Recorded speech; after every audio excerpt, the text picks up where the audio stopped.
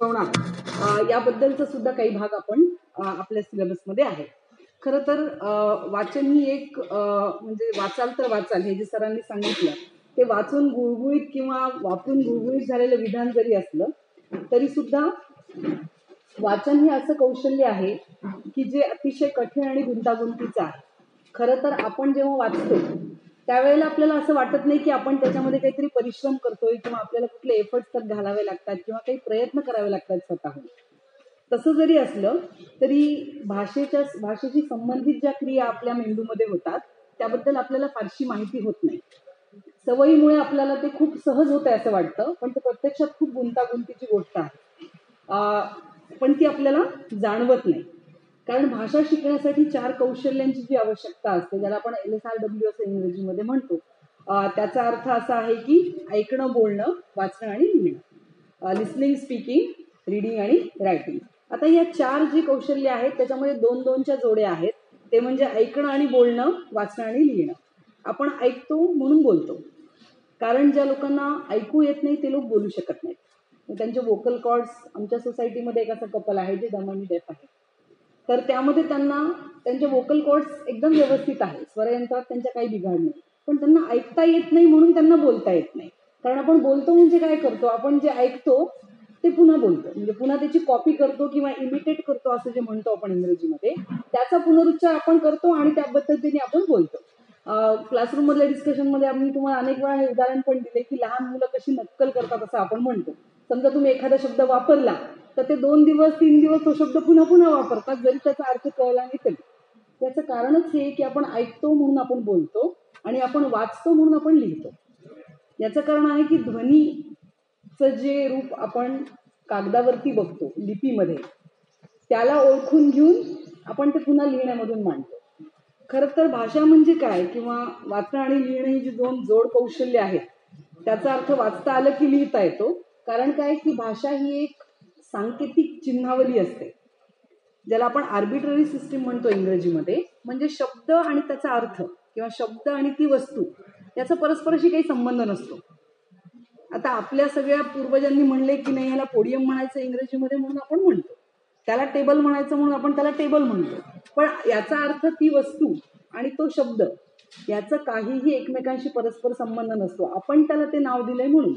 जसं मी तुम्हाला वर्गात पण हे उदाहरण दिलं होतं की मुलगा आणि मुलगी आपण असं मराठीमध्ये म्हणतो, पण बंगालीमध्ये त्याला खोका आणि खोकी हे शब्द आहेत. पण आपण जर मराठीत खोका म्हणलं तर त्याचा अर्थ काय आहे की एम्प्टी बॉक्स, कारण आपण त्या वस्तूला तसं म्हणलंय. मग यामुळेच वाचनाची जी क्रिया आहे ती अतिशय गुंतागुंतीची होते. कारण लिहिणाऱ्यांनी काय लिहिलंय आणि त्याचा अर्थ आपण वाचल्यावर काय लावतो, ही जी मानसिक आणि बौद्धिक प्रक्रिया घडते की नॉम चॉम्स्की या भाषा तज्ज्ञांनी आपल्याला असं सांगितले की आपल्याकडे एक लँग्वेज ॲक्विजिशन डिव्हाइस असतं प्रत्येकाकडे आपल्या मेंदूमध्ये. जसं आपल्या मोबाईलमध्ये चिप असल्याशिवाय मोबाईल काम करत नाही, तसं आपल्या ब्रेनमध्ये लॅड असतं म्हणून आपण भाषेला ॲक्सेस करू शकतो. भाषेशी संबंधित सगळ्या क्रिया ज्याचं लॅड जास्त एफिशियंट आहे किंवा जास्त चांगला आहे तो माणूस भाषेमध्ये जास्त प्रभावीपणे काम करू शकतो. तर ही जी चिन्हावली आहे, सांकेतिक चिन्हावली, ती आपण जितकी चांगली समजून घेऊ त्याची संरचना तितकं आपलं वाचन अधिक चांगलं होतं. आता या क्रियेमध्ये ही गोष्ट अंतर्भूत आहे. पहिली जी गोष्ट आहे जी आपण लक्षात घेतली पाहिजे ती म्हणजे वाचन या क्रियेचं स्वरूप कसं आहे. वाचनामध्ये 3 टप्पे आहेत. जेव्हा आपण वाचतो तेव्हा काय करतो, प्रामुख्याने 3 टप्प्यात आपण काम करतो. पहिला जो टप्पा आहे तो आहे रेकॉग्निशन स्टेजचा, म्हणजे ओळखण्याचा. आपले उच्चार त्या चिन्हाशी जोडून बघतो आपण जे लिहिलंय. जसं तुम्ही आता थोडंसं धर्माबादच्या पुढे जाल, आम्ही मानवनिमित्त कॉन्फरन्सच्या निमित्ताने वगैरे निजामाबादला वगैरे आधी खूप गेलेलो आहे. तिथे गेल्यानंतर सगळ्या पाट्या या तुम्हाला तेलुगूत वेगवेगळ्या भाषेत लिहिलेल्या आढळतात.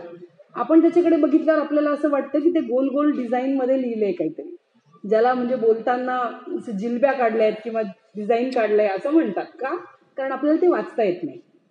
पहिली जी रेकॉग्निशनची स्टेज आहे तीच तिथे पूर्ण होत नाही म्हणून आपल्याला ते कळत नाही. पण आपल्याला देवनागरी लिपी येते, आपल्याला ते स्वर माहिती आहेत, उच्चार माहिती आहेत, म्हणून मराठी माणसांनी हिंदी वाचलं तर आपल्याला ते वाचता येतं, म्हणजे अक्षर वाचता येतात. मी अर्थाबद्दल नाही बोलत आहे. पहिली स्टेज ही फक्त रेकॉग्निशनची आहे की काय लिहिलंय त्याचा उच्चार करता येणं, म्हणजे पहिली स्टेज आहे.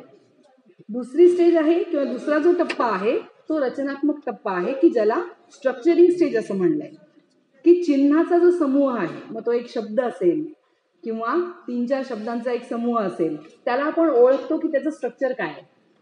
म्हणजे वाचल्यानंतर आपल्याला कळतं की हे विधानात्मक आहे किंवा याला प्रश्नार्थक चिन्ह आहे किंवा याच्यातून काय सांगायचं आहे.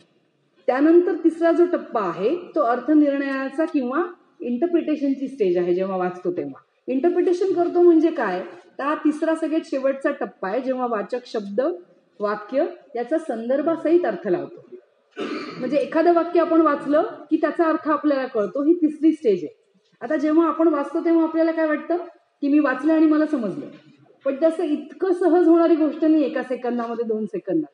त्यासाठी आपण इतक्या वर्षाचे वाचनाची आपली सवय आहे आणि आपल्याला ते माहिती आहे की ते कसं करायचं, म्हणून आपल्याला ते येतं. उदाहरणार्थ त्या शब्दाचा वाचिक काय अर्थ आहे, त्याच्यातली गंमत आहे का किंवा त्यात गंभीरपणा आहे का, हे आपण ओळखतो. ते विधान आहे की तो प्रश्न आहे. आणि या टप्प्यावरती वाचक काय करतात, तर एक तर माहिती मिळवण्यासाठी वाचतात किंवा आनंद मिळवण्यासाठी वाचतात. तुम्ही बघा प्रवास करताना पोलीस टाइम्स किंवा इतर जे असे न्यूजपेपर्स आहेत की जे वाचकांमध्ये खूप लोकप्रिय आहेत, तर रेल्वेमध्ये किंवा प्रवासात तुम्हाला अशा पद्धतीची वर्तमानपत्र लोक वाचताना दिसतात. तर ती काही फार गंभीरपणे वाचण्यासाठी घेतलेली नसतात, तर ती वाचनातून त्यांना मिळणारा जो आनंद आहे त्यासाठी अशा पद्धतीच्या साहित्याचं वाचन होतं. वाचनाचे हे जे 3 टप्पे आहेत ते भाषेच्या 3 स्तराशी जोडलेले आहेत. म्हणजे सगळ्यात आधीची पहिलीची जी स्टेज असेल, तर पहिला जो टप्पा आहे आपला तो तिथून ते अर्थनिर्णयाच्या टप्प्यापर्यंत हे जे 3 टप्पे आहेत, रेकॉग्निशनचा, स्ट्रक्चरिंगचा आणि इंटरप्रिटेशनचा, भाषेचे 3 जे स्तर आहेत त्या 3 स्तरांशी हे 3 टप्पे जोडलेले असतात.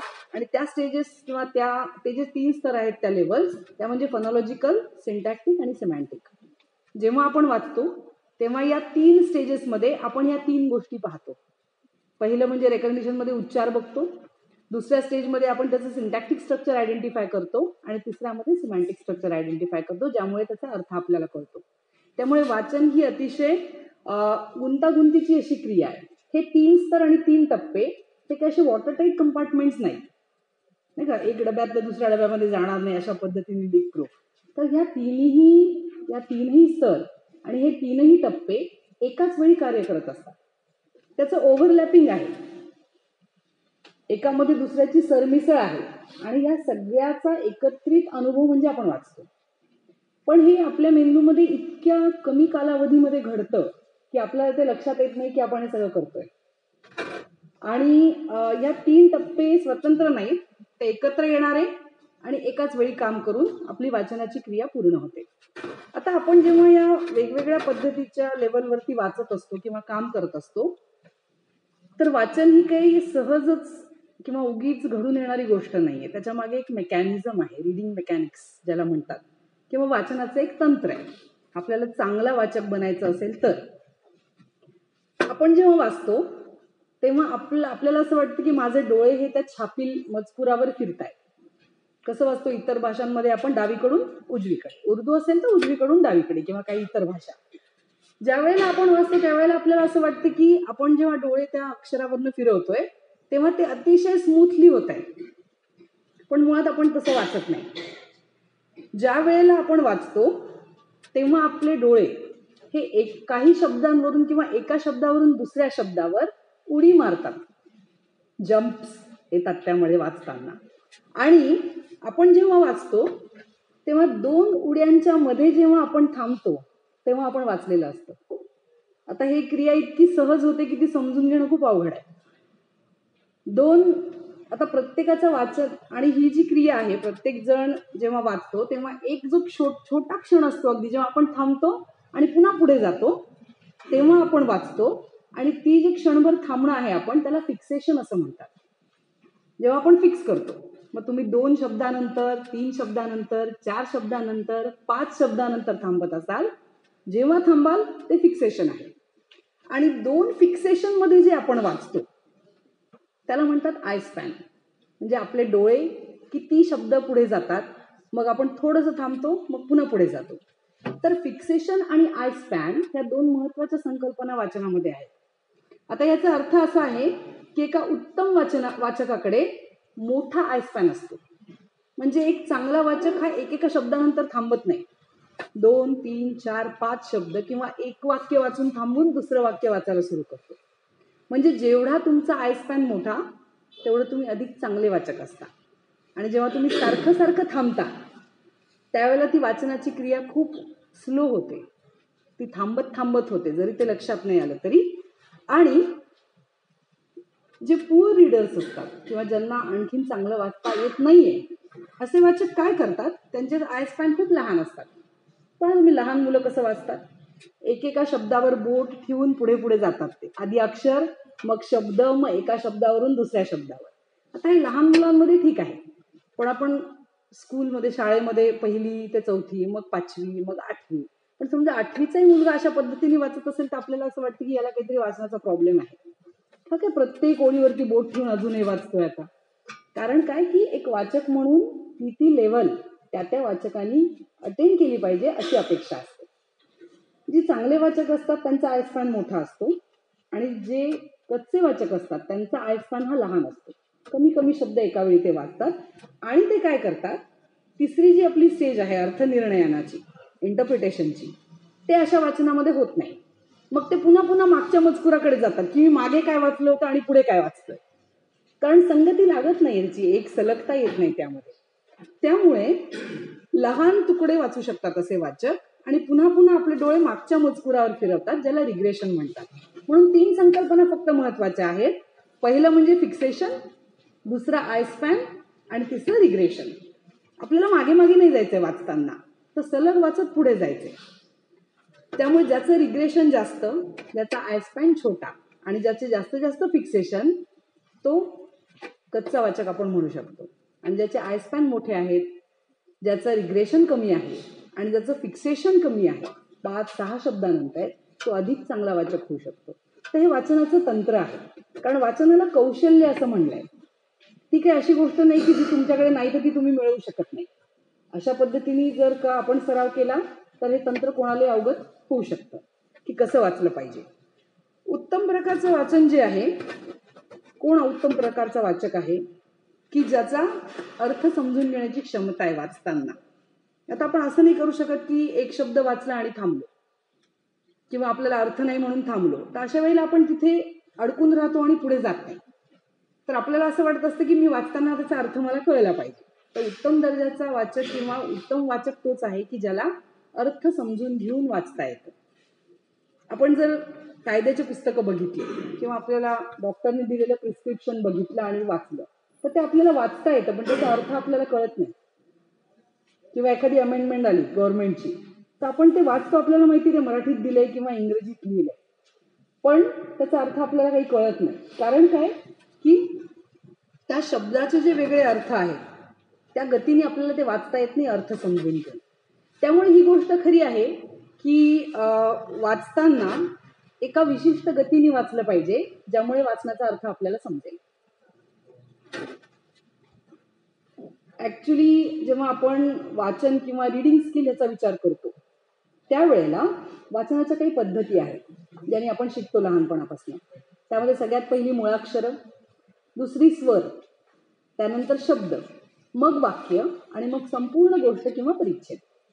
अशा पद्धतीने वाचनाचं कौशल्य हे शिकता येतं. म्हणजे वाचनाचे टप्पे, त्याची तंत्र आणि त्याच्या पद्धती यावरती जर आपण लक्ष दिलं तर आपण वाचन करताना त्यासाठी आपल्याला काही प्रयत्न करावे लागतात किंवा कष्टश्रम पडतायत असं आपल्याला सरावामुळे वाटणार नाही. फ्रान्सिस बेकन हा जो लेखक आहे त्यांनी असं म्हणलंय की some books are to be tested.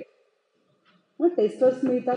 तुम्ही जर गेलात कुठे आनंद नगरी स्टॉलला किंवा इव्हन मोठ्या मोठ्या जे फूड आउटलेट्स आहेत तिथे सुद्धा टेस्टर असतात. मग तुम्ही इथे गोदावरीमध्ये गेलात तर त्यांनी नवीन एक, मी काही दिवसांपूर्वी गेले तर त्यांनी एक आईस्क्रीमचं नवीन काउंटर सुरू केलंय, तर तिथे टेस्टर ठेवले की तुम्ही टेस्ट करून बघा, तुम्हाला आवडलं तर घ्या, नाही तर तुम्ही घेऊ नका. तर त्यांनी असं म्हणलं की some books are to be tasted, others to be swallowed. की जे तुम्हाला नाही आवडलं तरी पण औषधं जसे घेतो आपण तसं लिहून टाकावे लागतात. And some few to be chewed and digested. काही पुस्तकं अशी असतात की जे आपल्याला संपूर्णपणे वाचून ते आपल्या आत मुरवले पाहिजेत. आपण ग्रंथ प्रदर्शनामध्ये ज्या वेळेला सर म्हणाले, कुलकर्णी सर, की तुम्ही एकदा येऊन पुस्तकं बघा की तुम्हाला काही ॲडिशन करायचे आहेत का किंवा काही काढायचे आहेत, नवीन ठेवायचे आहेत. मोटिवेशनल बुक्स तुम्ही बघितले असतील त्या दिवशी, सिक्रेट असेल, रिच डॅड पुअर डॅड असेल, किंवा मग ते बघितल्यानंतर मी त्यांना म्हणलं की शिवा ट्रायोलॉजी वगैरे आपण इथं ठेवलं नाही, जे विद्यार्थ्यांना खूप आवडतं. का? कारण मुलांना असं वाटतं की ते पूर्ण वाचलं पाहिजे. तर अशा 3 प्रकारची पुस्तकं असतात जी आपल्याला वाचावी लागतात. मग आपल्याला जर पुस्तकं वाचायची आहेत किंवा काही मजकूर वाचायचा आहे, वाचन जर ही आपल्याला आवश्यक अशी गोष्ट आहे जी आपण टाळू शकत नाही एका टप्प्यावर, तर मग आपल्याला कसं वाचायचं हा प्रश्न आपल्या पुढे येतो, की काय वाचन करत आहोत याच्यावर ते कसं वाचायचं हे अवलंबून आहे. आपण जेव्हा एखादी वस्तू विकत घेतो तेव्हा त्याच्यासोबत एक छापील मजकूर येतो आपल्याकडे, लिफलेट म्हणा त्याला, किंवा त्यांची ॲडव्हर्टाइजमेंट असेल किंवा मॅन्युअल असेल. ते आपण कसं वाचतो? वरवर वाचतो फारच. म्हणजे काय की एक्सटेन्सिव्ह रिडिंग होतं फक्त त्याचं. आता समजा मोबाईल घेतला आणि त्याच्यासोबत जे मॅन्युअल आलंय, आपल्याला एखादं मोबाईलचं फंक्शन कळत नाही किंवा गाडीचं कळत नाही, तर आपण तेवढं फक्त उघडतो, काय ते बघतो आणि परत ठेवून देतो, किंवा वाचतानाही फक्त समजेल पर्यंतच वाचतो. त्याची भाषा, त्याचे अर्थ, त्याचे अनालिसिस आपण करत नाही. तर इंटेन्सिव्ह आणि एक्सटेन्सिव्ह अशा 2 प्रकारचं वाचन आपण करतो. इंटेन्सिव्ह वाचन म्हणजे काय? तर जे तुम्ही परीक्षेच्या आदल्या दिवशी करता. काल जे केलं असेल तुम्ही अकॅडमिक रायटिंगचं किंवा वाङ्मय प्रकार, कथा, कादंबरी, तुम्ही एकूण एक गोष्ट वाचली काल त्याच्याबद्दलची आणि त्याचा अर्थ पण समजून घेतला नाही कळालं तर, कारण तुम्ही परीक्षेसाठी वाचत होता. ते वाचून तुम्हाला समजून घेण्याशिवाय दुसरा पर्याय नव्हता. त्यावेळेला एक्सटेन्सिव्ह रिडिंग काही कामाला येत नाही, तर इंटेन्सिव्ह रिडिंग आपण करतो. की आता बोलायचं आहे, आम्हाला रिसर्च पेपर लिहायचे असतील किंवा व्याख्यानासाठी सरांना कुठे बोलवलं असेल, तर ज्या पद्धतीने आपण वाचून नोट्स काढतो, ज्या पद्धतीने आपण तयारी करतो, ते आपण इंटेन्सिव्हली करतो, म्हणून ते इंटेन्सिव्ह रिडिंग आहे. तर कुठल्या पद्धतीने वाचतो ह्याच्यावर या 2 प्रकार आहेत वाचनाचे, आणि आपण कसं वाचतो ह्याच्यावर 2 प्रकार आहेत, जे आहे लाऊड रिडिंग आणि सायलेंट रिडिंग. मुख्य इमारतीमध्ये आपण त्या दिवशी सायलेंट रिडिंग केलं, कारण तिथे लाऊड रिडिंग शक्य नव्हतं एवढ्या मोठ्या लोकांमध्ये. आणि पण खरी गोष्ट अशी आहे की loud reading should be followed by silent reading. आपण आधी मोठ्याने वाचलं पाहिजे आणि मग नंतरची स्टेज आहे की तुम्ही मनातल्या मनात वाचाल. कारण शब्द, त्यांचे उच्चार याच्यातून आपल्याला अर्थ ध्वनित होतो, म्हणजे जाणवतो आपण वाचल्यानंतर. त्यामुळे लाऊड आणि सायलेंट रिडिंग आहे. आधी लाऊड रिडिंग, त्यानंतर सायलेंट रिडिंग. बऱ्याच वेळेला सेमिनारच्या आधी किंवा तुमच्या वायवाच्या आधी आम्ही तुम्हाला असं सांगतो की तुम्ही प्रॅक्टिस करा. अमिताभ बच्चन यांचा जो मिरर सीन आहे फेमस मूव्ही मधला, तो आरशासमोर उभं राहून स्वतःशीच ते कॅरेक्टर बोलतं. आता मोबाईल आहे ज्यामध्ये तुम्ही रेकॉर्डिंग करू शकता की आपण कसं वाचतो आणि ते परत ऐकू शकता की आपलं लाऊड रिडिंग कसं आहे, आपले उच्चार कसे आहेत. लँग्वेज लॅबबद्दल आपण आपल्या सिलेबसमध्ये खूप सारी चर्चा, इंग्रजीच्या, मराठीच्या सुद्धा सिलेबसमध्ये तो भाग आहे की कशी शिकवावी, भाषा कशी शिकवावी आणि साहित्य कसं शिकवावं. तर त्यामुळे वाचताना जेव्हा आपण लाऊड रिडिंग करू किंवा सायलेंट रिडिंग असो, आपल्याला काही गोष्टी असतात ज्या आपल्या वाचनासाठी मदत करतात. त्यातली पहिली गोष्ट आहे ती म्हणजे विरामचिन्हांचा वापर केलेला. बोलताना आपले हावभाव, आपलं थांबणं किंवा आपण परत जोडून घेणं, यातून समोरच्याला क्लू मिळतात की तुम्हाला काय बोलायचं, किंवा शब्दांवर दिलेला जोर, तुमचा वाढलेला किंवा कमी केलेला स्वर. पण वाचताना हे आपण सगळे विरामचिन्हातनं दाखवतो. स्वल्पविराम असेल, पूर्णविराम असेल, उद्गारवाचक चिन्ह असेल, पंक्च्युएशन मार्क्स त्याला आपण म्हणतो. त्या पंक्च्युएशन मधून आपल्याला हिंट्स दिलेले असतात की तुम्ही कसं वाचलं पाहिजे अर्थासाठी. त्याचा एक वापर आहे. आणि दुसरी जी गोष्ट आहे जी आपण फर्स्ट इयरच्या अकॅडमिक रायटिंगमध्ये पण डिस्कस केलेली आहे, ती म्हणजे लिंकिंग डिव्हायसेस किंवा कनेक्टिव्ह, की जोडणारे जे शब्द असतात, मागच्या मजकुराशी पुढचा मजकूर जोडणारे जे शब्द, तसेच आणि त्यामध्ये वेगवेगळ्या पद्धतीचे जोडणारे शब्द आहेत किंवा ज्याला पूल बांधणी केलेली असते, त्या शब्दांच्या आधाराने आपल्याला अर्थ स्पष्ट होतो.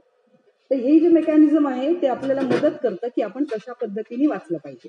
आणि हे लक्षात घेऊन जर वाचलं तर वाचनाची क्रिया ही खूप सोपी होते. आणि वाचताना स्वर, आवाजाची पट्टी, चढ उतार, तुम्ही घेतलेले पॉजेस किंवा तुम्ही जिथे थांबता आणि पुढे जाता, या गोष्टींसाठी या गोष्टी आपल्याला मार्गदर्शन करतात.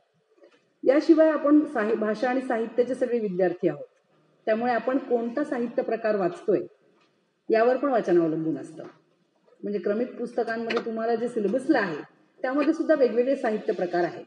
कथा, कादंबरी, कविता, वैचारिक वाङ्मय, किंवा याशिवाय जे आहे ते जर आपण प्रोज म्हणतो, निबंध असतील, इतर प्रकारचं साहित्य असेल. आणि दुसरी जी गोष्ट आपण लक्षात घ्यायची वाचताना ती म्हणजे आपण कोणत्या भाषेत वाचतो. ती आपली स्वतःची मातृभाषा आता म्हणता येणार ती आपली पहिली भाषा आहे का, फर्स्ट लँग्वेज ही टर्म आपण आता वापरतो. मदर टंग ही टर्म आपण वापरत नाही आता. तर तुमची पहिली भाषा आहे, दुसरी आहे की तिसरी भाषा आहे, म्हणजे तुम्ही मराठीत वाचताय, हिंदीत वाचताय की इंग्रजीत वाचताय. कारण प्रत्येक भाषेचा आपला असा एक लहेजा आहे. आता लहेजा हा उर्दू शब्द आहे. लहेजाला मराठीमध्ये पोत किंवा इंग्लिशमध्ये स्ट्रक्चर हा शब्द आपण वापरतो. पण लहेजामध्ये जे अंतर्भूत आहे ते पोतमध्ये येत नाही. म्हणजे वाचतानाच हे तिन्ही शब्द वेगळे आहेत आणि तिन्हीचे अर्थ पण वेगळे. ते समान धर्मी असले तरी त्यातून एकच अर्थ निघत नाही. तर लहेजा या शब्दाला म्हणजे मी जेव्हापासून हिंदी आणि उर्दू वाचायला सुरू केलं आणि आता मराठी पण आपण वापरतो, तर लहेजा या शब्दाला मला इतर भाषेत कुठलाही शब्द आतापर्यंत नाही सापडला की त्याला तुम्ही ट्रान्सलेट कसं करणार दुसऱ्या भाषेमध्ये. पोत हा कपड्याचा असतो किंवा पोत हा केसांचा असतो. स्ट्रक्चर म्हणल्यानंतर आपल्याला बिल्डिंग स्ट्रक्चर, लँग्वेजचं स्ट्रक्चर डोळ्यासमोर येतं, पण भाषेचा लहेजा येत नाही, कशा पद्धतीने ती बोलली आणि वाचली जाते. तर ते प्रत्येक भाषेचा आपला स्वतःचं जे एक गुणधर्म आहे तो लक्षात घेऊन आपण वाचलं पाहिजे. आणि ज्या प्रकारचं वाचन आपण करणार आहोत त्या पद्धतीवर ते वाचन अवलंबून आहे. मी तर काही पुस्तकं आणली तुम्हाला, नुसती एक उदाहरण म्हणून आणली अर्थात. त्यातलं हे जे पहिलं पुस्तक आहे हे कथा वाङ्मय आहे, गाडगिळांच्या कथा, आणि हे श्रीपू भागवत यांनी संपादन केलेलं आहे आणि कॉन्टिनेंटलनी हे पुस्तक केलंय. त्याच्यातलं मी एक छोटे 4 ओळी मी फक्त तुम्हाला वेगवेगळ्या साहित्य प्रकाराचं वाचून दाखवते. अर्थात प्रत्येकाचं वाचन, प्रत्येकाची वाचनाची पद्धत आणि आवाका हा वेगवेगळा असतो. हेच अंतिम किंवा हेच मॉडेल किंवा आहे असं म्हणू शकत नाही, पण अशा पद्धतीने आपण वाचू शकतो. आणि एक चांगली गोष्ट अशी आहे की आपण जेव्हा वाचतो तेव्हा ऐकणाऱ्यांना त्या वाचनातून जे लक्षात येतं. त्यामुळे तुम्ही हे करू शकता, हॉस्टेलला तुमच्या घरी एकाने वाचायचं, दुसऱ्याने ऐकायचं, किंवा मोबाईलमध्ये रेकॉर्ड करून आपण आपलं पुन्हा ऐकायचं.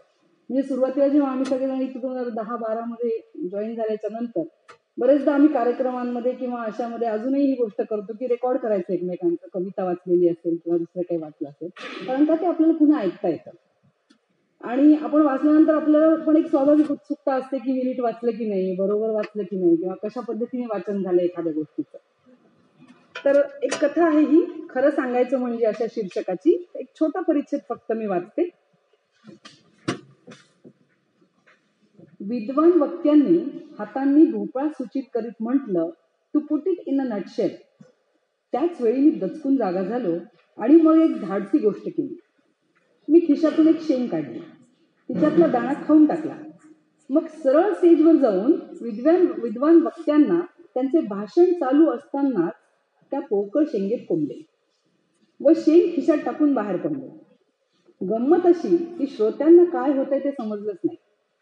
ते आपले व्यासपीठाकडे पाहत भाषण चालूच आहे अशा समजुतीने बसलेले होते. आता ही कथा आहे, कथेची सुरुवात आहे. तर उत्सुकता ताणली जाणं आणि वाचकांनी एका परिच्छेदाकडून दुसऱ्या परिच्छेदाकडे जाणं ही सुरुवातीची आवश्यक गोष्ट असते कुठल्याही क्रिएटिव्ह रायटिंगमध्ये किंवा वाङ्मय प्रकारात. त्या पद्धतीने त्यांनी ते लिहिलंय गमतीदार. आणि हा पहिला पॅरेग्राफ पूर्ण कथेचा टोन सेट करतो की ही कथा कुठल्या पद्धतीने घडणार आहे ते आपल्याला कळतं. स्वप्नाच्या बाबतीत मला जयंत पवारांच्या एका कथेची आठवण होते, 300च्या स्वप्नात ट्रेन. त्याची सुरुवात अशीच आहे, उत्सुकतेच्या ह्याने भरलेली. तर तुम्ही कथेचं वाचन करताय. कथा आपण कशासाठी वाचतो, ती मुख्यतः मनोरंजनासाठी वाचली जाते. प्लेजर हे एक मोठा अडथळा आहे. जेव्हा तुम्ही कथा अभ्यासासाठी वाचता तेव्हा आपल्याला आनंद मिळतो आणि आपल्याला वाटतं की आपलं काम झालंय, आपण कथा वाचून आनंद मिळाला म्हणजे आपल्याला कथा समजली. मग पात्र, नेपथ्य, कथेची रचना, संरचना, त्याच्यातली भाषा या कशाकडे आपलं लक्ष जात नाही. तर कथा हा वाङ्मय प्रकार आहे, त्यामुळे त्याचा टोन त्यांनी असा सेट केलाय सुरुवातीला. हे एक दुसरं पुस्तक आहे दुर्गा भागवतांवरचं. ऍक्च्युली हा एक हे साहित्य अकादमीने प्रकाशित केलेला आहे आणि हा एक मोनोग्राफ आहे दुर्गाबाई भागवतांवरचा, जो शोभा नाईक मॅडमनी केलेला आहे. त्याच्यातलं एक पहिलं पान आणि एक छोटा परिच्छेद बघा, जो परिचयात्मक आहे, प्रास्ताविक आहे. मराठी साहित्यात दुर्गा भागवत यांची चतुरस्त्र वाटचाल अनेक कारणांसाठी वैशिष्ट्यपूर्ण ठरली आहे. केवळ मराठी भाषा संस्कृतीतच नव्हे तर अखिल भारतीय पातळीवरून त्यांचे अनन्यसाधारणत्व लखलखीतपणे उठून दिसते. भाषा, तत्वज्ञान, संस्कृती, समाजशास्त्र, साहित्य व साहित्यशास्त्र, मानववंशशास्त्र, लोककला व लोकसंस्कृती अशा माणसांशी निगडीत अनेक कला व शास्त्रांचा आयुष्यभर केलेला व्यासंग आपल्या वाणी व लेखनी वाटेत अखंडपणे प्रसवणारी लेखिका म्हणून त्यांचे स्थान आढळ आहे. आता प्रत्येक ठिकाणी विरामचिन्हाचा वापर आहे. यामध्ये अतिशय फॉर्मल आणि इंट्रोडक्शन देणारी ही नोट आहे की त्यांचं काय महत्व आहे, ज्याच्यासाठी हे पूर्ण पुस्तक लिहिलं गेलं. त्या पद्धतीने त्यांनी भाषेचा वापर केलाय आणि ते वाचलं सुद्धा तशाच पद्धतीने पाहिजे. मग आपण हे तिसरं पुस्तक आहे गीता साने यांचं भारतीय स्त्री जीवन, जे मौज प्रकाशनाने केलंय. स्त्रीवादावरचा एक म्हणजे स्त्री जीवनावरचा एक चांगला ग्रंथ आहे हा. आता याच्यामध्ये त्यांनी काय केलंय, माहितीचं स्ट्रक्चर कसं आहे किंवा स्वरूप कसं आहे, तथ्य दिले, आकडेवारी दिली आहे आणि भारतीय स्त्रियांचं जीवन कसं आहे याबद्दलची चर्चा या ग्रंथामध्ये आहे प्रामुख्याने. तर यामध्ये अर्थात हा बरेच वेळेला दिलीप सरांशी चर्चेत येणारा विषय आहे यामध्ये दिलेला की स्त्री आणि पुरुषांना कामासाठी दिलं जाणारं वेतन आणि त्यामध्ये असणारी तफावत, त्याबद्दलचा एक पॅरेग्राफ ह्याच्यामध्ये दिलेला आहे. त्याची एक नोट वाचते मी खाली दिलेली, म्हणजे तरटीप जी दिलेली असते ती कशा पद्धतीने लिहिली आहे. संघटित उद्योगधंद्यात तसेच सरकारी नोकऱ्यात कामगाराला पोट भरायला पुरणारे वेतन किमान वेतन म्हणून दिले जाते. मध्यंतरी कामगारांच्या ट्रेड युनियन्स नीड बेस्ड म्हणजे बायको व 2 मुले यांचे कुटुंब पोसावयास लागणारे किमान वेतन मागत होत्या. काम होवो न होवो तो आमचा प्रश्न नाही, आम्हाला कुटुंबाला पुरेल एवढे वेतन पाहिजे असा त्याचा अर्थ होता. स्त्री कामगारांसाठी गरज भागवणारे वेतन तर राहोच, पण त्यांनी केलेल्या कामाचे योग्य वेतन देण्यातही संघटित उद्योगधंदे टाळाटाळ करीत असतात. इतकेच नव्हे तर ट्रेड युनियन्सही त्याबाबत जागरूक नाहीत. आता हे एकाशी दुसरी जोडलेली माहिती आहे सगळी. ह्याच्यात त्यांनी कोणते शब्द वापरलेत पहा. त्यामध्ये इन्व्हर्टेड कॉमाचा वापर केलाय कारण विधान दिलेले आहेत दुसरे. त्याशिवाय पण, इतकेच नव्हे, हे जे शब्दांचे वापर आहेत हे सगळे लिंकिंग डिव्हाइसेस आहेत. एकाला दुसरी माहिती जोडते आणि आपल्याला अर्थ त्याचा स्पष्ट होतो. हे साहित्य अकादमीने केलेलं एक पुस्तक आहे growing up as a woman writer. Jasbir Jain डायस्पोरावरती ज्यांची सिरीज आहे पॉप्युलर खूप, त्यांनी हे संपादित केलंय आणि प्रिफेस लिहिली आहे. प्रिफेसचा पहिला पॅरेग्राफ बघा. आता हे मराठीमधलं वाचन होतं, हे इंग्रजी आहे. भाषा जशी बदलेल त्या पद्धतीने आपला टोन आणि आपलं वाचन याच्यामध्ये बदल होतात. The present volume is a collection of the proceedings of the 2 conferences of women writers organized by the Sahitya Akademi. The first of these, Women Writing in India at the Turn of the Century, was held in 2001, and the second, All India Women Writers Conference in 2005. The writers and critics who participated in these came from different parts of the country, represented different languages and different genres. They also, in some measure, provided a cross-section of society. Yet, no matter how many conferences we may put together, none can be truly representative of the plurality, diversity, and the experiential difference of circumstances. Many of us ran into each other at both the conferences. I happen to be one of those privileged ones. ज्या पद्धतीने भाषा वापरली आहे, मध्ये comma देऊन दिला, इंग्रजी भाषेची जी पद्धत असते त्याला जोडण्यापेक्षा मध्ये फ्रेजेस वापरल्यात, क्लॉजेस वापरलेत आणि ते कम्प्लीट केलंय. आता ही गोष्ट झाली कथा किंवा वैचारिक किंवा प्रोज रायटिंग जे आहे त्याबद्दल. पण आपण ज्या पद्धतीने हा मजकूर सलग लिहिलेला वाचतो, विधानात्मक मजकूर जसा वाचतो तशी आपण कविता वाचत नाही, कारण कवितेमध्ये विरामचिन्ह नसतात आणि कवितेमध्ये आपण वापरतो तेच शब्द पण वेगळ्या पद्धतीने वापरलेले असतात. म्हणजे असा प्रश्न असतो की लेखक वेगळे शब्द वापरतात का, तर नाही, लेखक तेच शब्द वेगळ्या पद्धतीने वापरतात, ज्याच्यावर त्याचा अर्थ अवलंबून असतो. आता जेव्हा आपण ही पुस्तकं बघतो तेव्हा त्यामध्ये विरामचिन्हाने पूर्ण विराम दिला की आपण वाचताना थांबू शकतो, पण कवितेमध्ये विरामचिन्ह नाही. मग कविता कशी वाचायची? तर कविता वाचताना तुमचा विचार, तुमचा म्हणजे कवीचा विचार किंवा कवितेतला जो प्रमुख व्यक्ती जी आहे तो स्पीकर आहे, त्याचा एक विचार संपून दुसरा विचार सुरू होतो, तिथे आपण थांबलं पाहिजे. कारण विरामचिन्ह कुठले नाही. कवितेची एक ओळ संपली म्हणजे तिथे थांबायचं असं नाही. ती एक ओळ ही 1.5 ओळीत सुद्धा संपूर्ण होऊ शकते, 2.5 मध्ये पण होऊ शकते, 4 ओळीत पण होऊ शकते.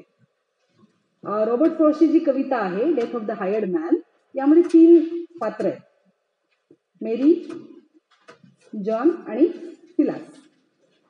तर आता मेरी ही त्या घरातली एक शेतकरी बाई आहे आणि तिचा नवरा हा बाहेर गेलेला तो आला नाही, आणि सिलास हा त्यांच्याकडे काम करणारा व्यक्ती आहे की जो खूप थंडीमध्ये तिच्याकडे येतो. आता हे तिघही त्या कवितेत बोलतायत, पण त्याला इन्व्हर्टेड कॉमा दिलेला नाही की तुम्हाला कळेल की कोण बोलतंय. आता कवितेत असं लिहू शकत नाही ना, सिलास म्हणाला, मेरी म्हणाली किंवा अ म्हणाला, ब म्हणाला. तशा पद्धतीची विधानात्मक कविता ही वेगळी गोष्ट आहे. तर आपल्याला वाचताना समजून वाचावं लागतं की हे वाक्य कोणाचं आहे. ते वाचल्यानंतर कळतं की ही ती बाई बोलत आहे, किंवा तो मजूर जो आहे तो बोलत आहे, किंवा तिसरं जे पात्र आहे ते आल्यानंतर हे पात्र बोलत आहे. आता हे सगळं आपण वाचताना वाचक म्हणून करायच्या ऍडजस्टमेंट्स आहेत या, आणि समजून घ्यायची गोष्ट आहे.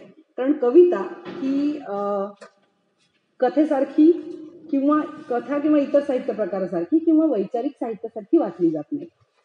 एक संग्रह आहे माझ्याकडे हा चंद्रकांत देवताले काकांचा, आज हर चीज में बताई गई थी. आता भाषा हिंदी आहे. म्हणजे मी पुस्तकं बघत होते तर मला असं काल वाटलं की आपण घरून काही घेऊन जावेत, पण मी काल आउट ऑफ स्टेशन होते आणि संभाव ते झालं नाही. तर इथे पण बरीच पुस्तकं आहेत, तर त्यामध्ये मी बघत होते तर मी म्हटलं आपण एखादं हिंदी वाचून दाखवावं काहीतरी पुस्तक, कारण हिंदी भाषा वेगळी आहे देवनागरी स्क्रिप्ट असलं तरी, आणि ही कविता आहे शेवटी हिंदी. एक छोटीशी कविता आहे ज्याला मी फ्लॅग लावला होता. कवितेचं शीर्षक आहे धरती. सूरज को कंधे पर लाद कर जा सकते हैं हम समुद्रों के पार, हम हवा को जेबों में भरकर पहुंच सकते हैं धरती के किसी भी हिस्से में. आता या 5 ओळी आहेत. पहिला एक विचार 2 ओळीत पूर्ण झालाय आणि दुसरा विचार 3 ओळींमध्ये, आणि विरामचिन्ह कुठेच नाही याच्यामध्ये. सूरज को कंधे पर लाद कर जा सकते हैं हम समुद्रों के पार, हम हवा को जेबों में भरकर पहुंच सकते हैं धरती के किसी भी हिस्से में, पर अपनी जमीन को उखाड़कर हम कहीं नहीं ले जा सकते किसी दूसरे आकाश के नीचे. पुनर्वास होता है मनुष्य का धरती पर धरती विस्थापित नहीं हुई मनुष्यों से आज तक. आता ह्याच्यामध्ये 3, 6, 9, 12 ओळींची कविता आहे आणि त्यामध्ये तुम्हाला 7 वेळा थांबायचंय. तर आता हे वाचताना कसं ठरवणार की आपण कुठे थांबायचे कविता वाचताना? तर इतर साहित्य प्रकार किंवा प्रोजच्या वाचनापेक्षा कविता वाचन ही आपल्याला सरावानी येणारं तंत्र आहे. तुम्ही जितकं अधिकाधिक कविता वाचत जाल, म्हणजे भाषेच्या बाबतीमध्ये व्याकरण आणि साहित्याच्या बाबतीत कविता खूप अवघड आहे आणि कळत नाही असं वाटतं, ते फक्त त्याच्यामुळे. आपण जितका सराव करू तितकं ते वाचन हे अधिकाधिक चांगलं होत जातं, आणि आपल्याला ते कळतं. कारण प्रत्येक गोष्ट ही काही सॉनेटमध्ये लिहिली जात नाही की त्याला ऑक्टेव्ह आहे, सिस्टेट आहे, 8 ओळी झाले की थांबायचं, मग 6 ओळी वाचायच्या, मग शेवटच्या 2 ओळी वाचायच्या, कारण त्याला तसं दिलंय वाचनाचं तंत्र. सॉनेट या साहित्य प्रकाराला ते लागू पडतं. पण आता मुक्तछंदात जी कविता लिहिली जाते त्याला तुम्ही अशा पद्धतीचे पॅरामीटर्स ऑलरेडी असलेले सेट करू शकत नाही. आणखी एक हा शेवटचं जे पुस्तक आहे ते म्हणजे माझा अतिशय आवडता कविता महाजन यांचा मृगजळीचा मासा, जे माझ्या बरोबर कायम असतं मी कुठेही गेले तरी. त्याच्यातली एक छोटी कविता मी तुम्हाला वाचून दाखवते. आता मराठी आहे आणि कविता आहे, म्हणजे 3ही भाषा झाल्या, इंग्रजी, हिंदी, मराठी. कवितेचं शीर्षक आहे मुलगी हसत असते. मुलगी हसत असते कारण सारखी उगीच खुसखुसत राहते. माझ्याकडे लक्ष गेल्यावर थांबते प्रयत्नपूर्वक अर्धा क्षण, पुन्हा तिच्या तोंडावरचा हात गळून पडतो, हसायला लागते अथक. आता 6 ओळींचा हा पहिला भाग लिहिलाय त्यांनी, कडवं म्हणता येणार नाही. नंतर 4 ओळी. मी पाहत राहते चकित, ते सहज पारदर्शक हसू, ते कधी निसटून गेलं माझ्यातून आणि कधी जाऊन बसलं मुलीच्या डोळ्यात.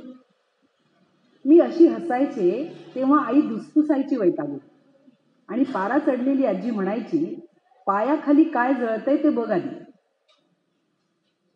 पायाखालच्या जाळात चेहरा अधिकच चमकत असतो हसताना. हे आत्ता लक्षात येतंय, खळखळून हसणाऱ्या मुलीकडे पाहताना. एवढीच कविता आहे. 4 भाग दिले लिहून कवयित्रीने, पण त्या व्यतिरिक्तही आपण थांबतो मध्ये मध्ये वाचताना. आणि जर त्याच्या अर्थानुसार ती वाचली तरच तो अर्थ वाचताना आपल्यापर्यंत पोहोचेल. जर आपण चुकून त्याचे तुकडे म्हणत नाही, पण आपण नको त्या ठिकाणी थांबलो किंवा नको त्या ठिकाणी सलग गेलो, तर त्याच्यातला जो विचार, जी भावना त्यांना आपल्यापर्यंत पोहोचवायची ती पोहोचत नाही वाचताना. जेव्हा आपण बोलतो तेव्हा आपल्याला एडिट करायची, मॉडिफाय करायची, ते गोष्टीची पुनरावृत्ती करायची किंवा त्यात बदल करायची संधी असते. म्हणजे जेव्हा आपण प्रत्यक्ष म्हणतो कोणाला तरी की मला बोलायचं नाहीये, समजा कोणी आलं, मी म्हणलं मला आत्ता नाही बोलायचं, तर त्याला कळेल की मी इथं उभी आहे, तुमच्याशी बोलतीये म्हणून मी बोलत नाही. तेच आपण जर फोनवर बोललो मला बोलायचं नाहीये, तर त्याचे वेगळे अर्थ निघतात. तसं वाचनाच्या बाबतीत आहे की लेखक ज्यांनी लिहिले तो लेखक आपल्या समोर नाही, त्याला काय म्हणायचंय त्याच्यातून शब्दातून आपल्याला माहित नाही, तर ते कशातून आपल्यापर्यंत पोहोचेल, तर ते फक्त योग्य पद्धतीच्या वाचनातून आपल्यापर्यंत पोहोचू शकतं. आणि वाचन हे एक सॉफ्ट स्किल आहे. सध्या हार्ड स्किल्स पेक्षा सॉफ्ट स्किल्स जे आहेत त्याला जास्त डिमांड आहे, ज्याला मागणी आहे सध्या. आता तुम्ही पासआउट झाल्यानंतर तुम्हाला नोकरी करायची किंवा स्वतःचं काही करायचंय, कोणत्याही पद्धतीची गोष्ट असू दे, त्यामध्ये सॉफ्ट स्किलला खूप महत्व आहे. हार्ड स्किल्स म्हणजे काय, ज्या गोष्टी तुमच्या प्रमाणपत्रात दिलेल्या आहेत, तुमच्याकडे मार्क मेमो आहे, तुमच्याकडे डिग्री आहे, तुमच्याकडे सर्टिफिकेशन आहे, हे सगळे हार्ड स्किल आहेत. असे हार्ड स्किल असणारे किती लोक आहेत आपल्या आजूबाजूला? सगळेच. जसे हे विद्यापीठ आहे तसं इतर विद्यापीठ आहेत, महाविद्यालय आहेत, त्यांच्याकडे डिग्री आहे. पण त्यांच्यामध्ये आणि आपल्यामध्ये काय फरक आहे? तो फरक हा केवळ सॉफ्ट स्किल्सनी निर्माण होऊ शकतो. वेगवेगळ्या पद्धतीचे सॉफ्ट स्किल्स आहेत, ज्यांचे कौशल्य तुम्ही स्वतःच विकसित करू शकता. चांगलं वाचन. मागे काही वर्षापूर्वी मी उस्मानाबादला गेले होते लेखिका संमेलनासाठी, किंवा वृषाली ते अध्यक्ष होत्या किन्हाळकर, आणि तिथे त्यांनी आम्हाला सांगितलं होतं की उस्मानाबादचं आकाशवाणी जे केंद्र आहे ते सलग 5 वर्ष त्याला केंद्र शासनाचा उत्कृष्ट आकाशवाणी केंद्राचा पुरस्कार आहे पूर्ण भारतातनं. तर त्यांनी आम्हाला असं सांगितलं होतं की संध्याकाळी तुमची रिकामी आहे तर तुम्ही स्टुडिओत या आणि तुमच्या कवितांचं रेकॉर्डिंग करा. तिथे आम्ही गेल्यानंतर जेव्हा माझी टर्न आली जाऊन रेकॉर्डिंग करण्याची, त्या खोलीमध्ये कुणी नव्हतं. साऊंड प्रूफ रूम मध्ये फक्त सगळ्या खोलीमध्ये सगळं ठेवलेलं असतं. तुम्ही जायचं आणि तुम्ही वाचायचं.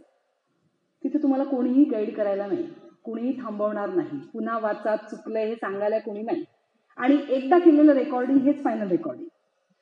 तर अशा पद्धतीने आम्ही ते रेकॉर्ड केलं आणि मग त्यांनी ते एपिसोड पण पाठवले, त्याची लिंक पाठवली, त्यांचं जे त्या केंद्राचा नंबर वगैरे आहे तो. तर त्यानंतर ते मला म्हणाले की तुम्ही आमच्याकडे येऊन रेकॉर्डिंग कराल का? मला मी काही प्रोफेशनल रेकॉर्डिंग करत नाही किंवा ज्या म्हणजे आवाजाचं किंवा साहित्याचं. ते म्हणाले तसं नाही, तुम्ही ज्या पद्धतीने वाचलं त्या पद्धतीने तुम्ही आमचे काही कार्यक्रम करून द्याल का? आता आणखीनही लोक त्यांनी आणखीनही कोणाला कॉन्टॅक्ट केला असेल, पण हे कशामुळे शक्य होतं? कारण आपण ज्या पद्धतीने वाचतो ते लोक रोज शेकडो लोकांचं ऐकत असतात. त्यामुळे ज्याला माहिती आहे त्याला लगेच कळतं की समोरचा कसा वाचतोय, ते बरोबर पद्धतीने वाचलं गेलंय की नाही गेलंय.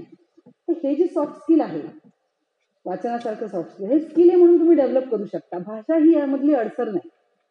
तुम्ही इंग्रजीत वाचा, हिंदीत वाचा, मराठीमध्ये वाचा, पण कोणता प्रकार वाचताय आणि त्याचे तंत्र आणि त्याची माहिती घेऊन जर आपण ते डेव्हलप केलं, म्हणजे आता तुम्हाला वाचताना जर असं वाटलं पुन्हा पुन्हा मागे जावं, अर्थ लावायला, तर ते जायचं नाही. एका वेळी जास्त शब्द वाचायचे, जिथे पूर्णविराम आहे तिथेच थांबायचं. अर्धविरामचा अर्थ अर्धच थांबायचे, पूर्ण नाही.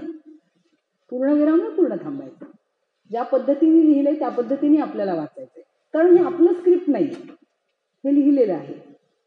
आणि जसं नाटक वाचताना, अजून नाटक हा एक साहित्य प्रकार यामध्ये राहिला, त्यामध्ये कंसात सूचना दिलेल्या असतात तिथे नेपथ्याबद्दल आणि गोष्टींबद्दल. मध्यंतरी आशुतोष जावडेकर माझे स्नेही आहेत फेसबुकवर पण आणि प्रत्यक्ष सुद्धा इंग्रजीची डिग्री आहे त्यांच्याकडे, तर त्यांनी एक पोस्ट टाकली होती आशुतोषनी की शेक्सपियरचं नाटक कसं वाचावं, त्यामध्ये काही मुद्दे दिलेले आहेत. वाटलंच मी ते तुम्हाला पाठवेन सुद्धा सोशल मीडियावरनं कॉपी करून. तर त्यामध्ये तुम्हाला काय वाटतं ते अजून ऍड करा. तर मी त्याला हा मुद्दा शेवटी लिहिला होता की नाटकाची संहिता ही वाचनासाठी लिहिलेली नसते, ती सादर करण्यासाठी लिहिलेली असते. पण आपण भाषा आणि साहित्याचे अभ्यासक आहोत किंवा विद्यार्थी आहेत किंवा आपल्याला आवडतं म्हणून आपण ते वाचतो. मग ते वाचताना नाटककारांनी जी माहिती दिलेली आहे, त्याचं बॅकग्राऊंड असेल, नेपथ्य असेल, लाईट्स असतील, कॅरेक्टर्स असतील, किंवा बरेच वेळेला हॅमलेट सारख्या ह्याच्यामध्ये कंसात दिलेलं आहे की king Hamlet is dead, prince हॅमलेटला त्याचं भूत दिसतंय किंवा 3 विचेस आहेत तिथे वगैरे वगैरे. हे सगळं वाचून आपण त्याचा अर्थ लावला पाहिजे. कारण ती संहिता मुळात वाचनासाठी नाही, पण जे मुळात वाचनासाठी लिहिलेलं पुस्तक आहे ते वाचनासाठी तरी आपल्याला ते वाचनाचं तंत्र विकसित केलं पाहिजे. आणि इथून पुढे येणाऱ्या काळामध्ये तुम्ही जितकी कौशल्य आपण आपल्या अंगी बाणवू, तितकी कौशल्य वाढवू, तितकं ते आपल्यासाठी अधिक फायद्याचं ठरणार आहे. कारण ती आपली जमेची बाजू आहे. तुम्ही एक एक कौशल्य वाढवत गेला तर. आणि मला असं वाटतं वाचन ही खूप महत्वाची आणि आपल्याला तर मुळात समाधान देणारी, पण इथून पुढे सुद्धा तुम्हाला तुमच्या नोकरीसाठी वेगवेगळी संधी मिळवून देणारं हे कौशल्य आहे. कारण काय की तुम्ही कशा पद्धतीने वाचता, बातम्यांचं वाचन असेल, तुम्ही बघा न्यूज अँकर कशा पद्धतीने बातम्या सांगतात, पुन्हा पुन्हा जोरजोरात आवाजामध्ये ते म्हणत असतील तर आपल्याला ते चॅनल बघा वाटत नाही. याचं कारण ती पद्धत आहे, ज्या पद्धतीने ते सांगतात म्हणजे ते टेलिप्रॉम्प्टरवर वाचतच असतात ना समोर लिहिलेलं. वेगवेगळ्या पद्धतीने वाचनासाठी अभिवाचनाच्या कार्यक्रमाचं एक मोठं क्षेत्र आहे जिथे तुम्ही काम करू शकता चांगलं वाचत असाल तर. मी जेव्हा एका पुरस्कारासाठी गेले, एका म्हणजे काय, ज्या वेळेला मी विशाखा पुरस्कारासाठी नाशिकला गेले तेव्हा त्यांनी मधुराणी गोखले प्रभुलकर आणि तुषार दळवी यांचा अभिवाचनाचा कार्यक्रम आणि त्याआधी आमचं पुरस्कार वितरण असं लागून दोन्ही कार्यक्रम एकत्र होते. अभिवाचन ऐकण्यासाठी 1,500 लोक आलेले होते तिथे आणि पुरस्कारासाठी.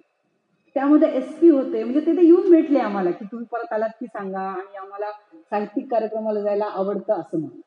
त्यामुळे असं नाही, जसं दिलीप पवार सर म्हणाले की साहित्याच्याकडे येण्याचा ओढा कमी झाला, पण आता तुम्ही इथे आलेला आहात, तुमचं पोस्ट ग्रॅज्युएशन आहे, त्याच्या पुढची डिग्री आहे, तर या सगळ्या उपलब्ध गोष्टींमध्ये आपण वेगळं काय करू शकतो, तर त्यासाठी वाचन हे एक असं कौशल्य जे तुम्हाला मदत करू शकतं.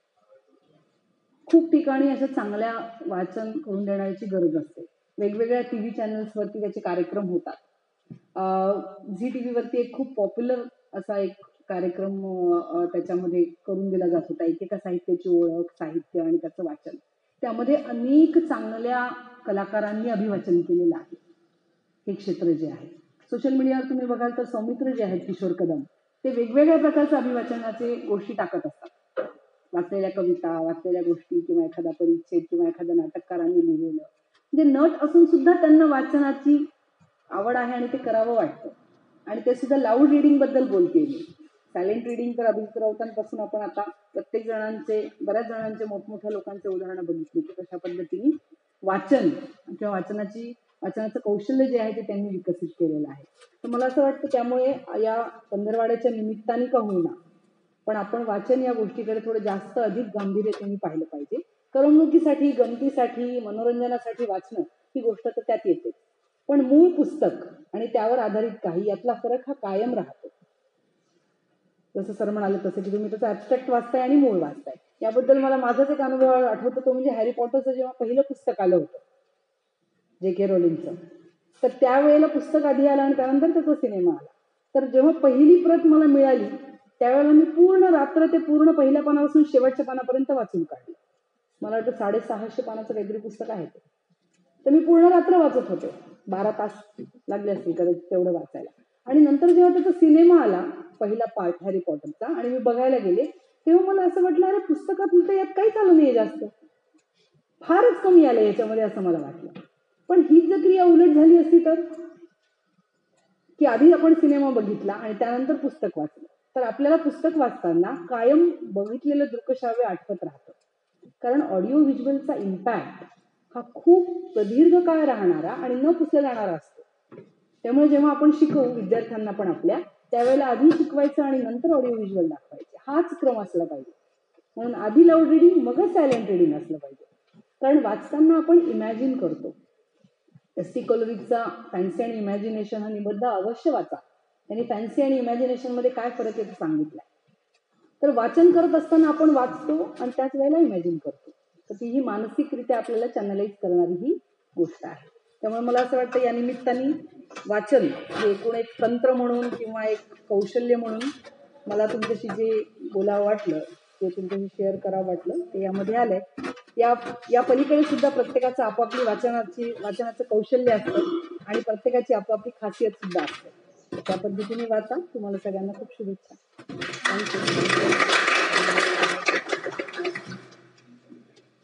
आता कोणीच बोलणार नाही.